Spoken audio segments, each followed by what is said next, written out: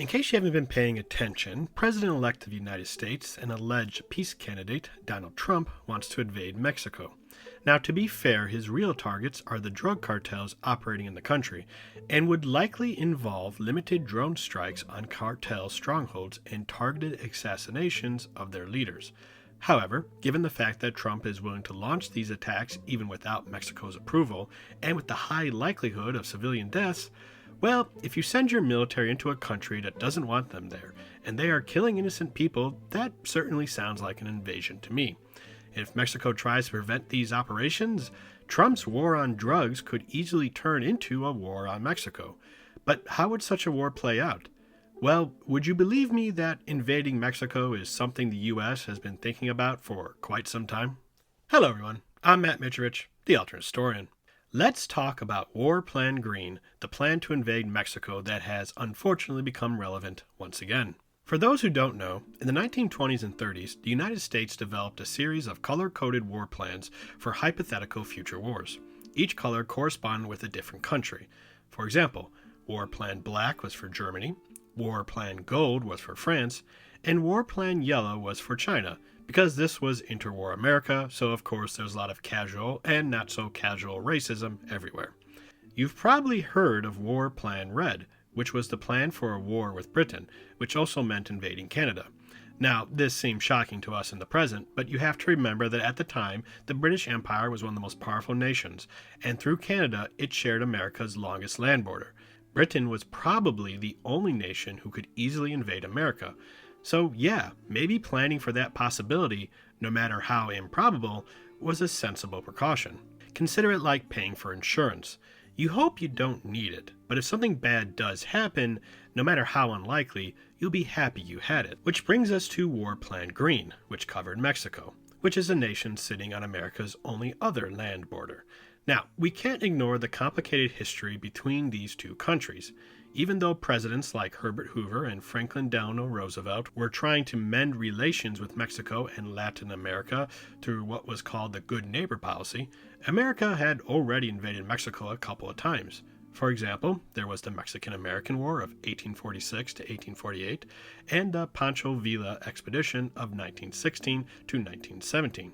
Plus, during World War I, there was the Zimmerman telegram incident, where Germany promised to return territory to Mexico that they lost in the Mexican-American War if they joined the Central Powers. So yeah, from the point of view of an American interwar general, preparing for a possible war with Mexico makes sense. So what did War Plan Green say America should do in the event of a war with Mexico? Well, generally speaking, before the invasion actually began, troops would mass at the southern border, while the U.S. Navy would gather around certain Mexican ports to either blockade or help evacuate any Americans who needed to get out of the country. Once the invasion was ordered, the Army would seize the crossings over the Rio Grande, while the U.S. Navy, likely with the help of the Marine Corps, would occupy one or more Mexican ports, such as Veracruz. Assuming a general occupation of Mexico was needed, the Army would march toward Mexico City in order to capture it, and thus win the war. Now, the planners thought this would be the easiest and quickest part of the operation. Having no faith in the ability of the Mexican military to stop them, the U.S. military would be more concerned with dealing with guerrilla warfare from Mexicans opposed to the U.S. occupation. Even then, America's generals seemed unusually confident in America's ability to counter this. Indeed, an earlier invasion plan for Mexico that predated War Plan Green said, "It is the testimony of all well acquainted with Mexican character that any number of Mexicans can be hired to fight against anyone and for anyone who will regularly pay and feed them.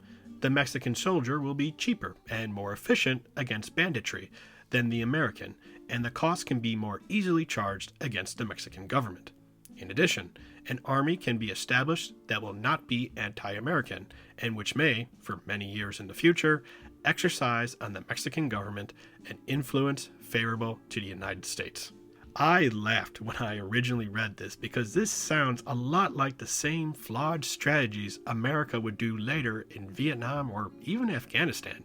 It's just Mexicanization. There were also variations to War Plan Green, including a wild one that planned for Mexico to be allied with both Britain and Japan in a war against the United States, which is something that did happen in Harry Turtledow's Timeline 191 books. Now, I have to assume this scenario was inspired by lingering fears of another Zimmerman telegram situation, but as you are likely aware, no version of War Plan Green was ever put into effect.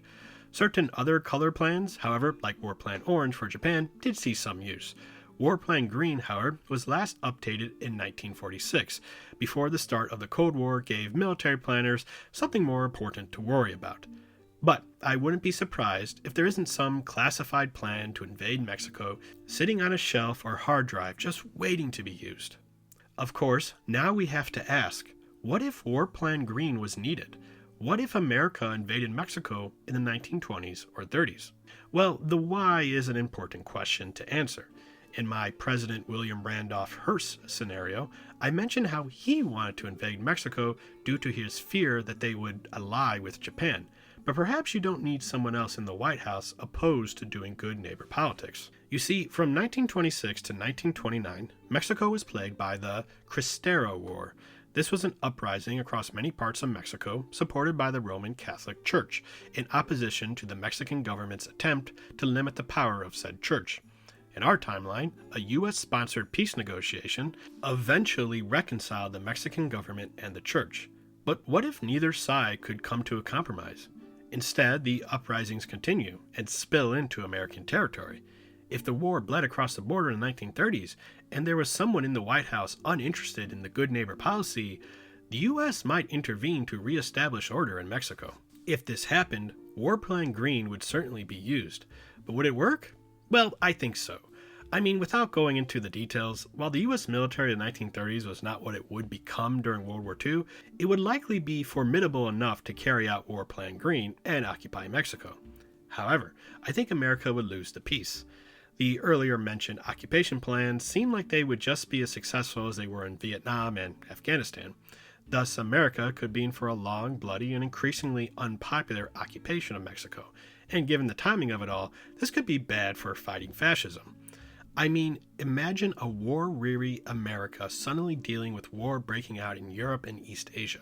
With the war already dragging on in Mexico, I could foresee a lot of Americans being more supportive of isolationism, and thus oppose anything that could be considered support for Britain, China, and the Soviet Union, which would only benefit Nazi Germany and Imperial Japan.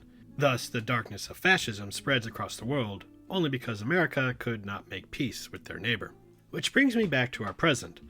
I'm worried what America's threats to its neighbor will mean as the Russian invasion of Ukraine continues, or while China threatens Taiwan. It seems like a bad idea to be picking silly fights, and one where we might not win. Look, I'm no military genius, but if you think America can pull off an operation in a hostile neighboring country led by an unqualified Secretary of Defense while we purge our most experienced generals and have it not become a complete catastrophe, well, I have a new crypto coin to sell you that is going to make you filthy rich. Well, that's all to say on the subject. If you enjoy what I do, please like, comment, subscribe, click that bell icon, share this video, or support me on Patreon. I'm Matt Mitrovich, the Alternate Historian. Bye.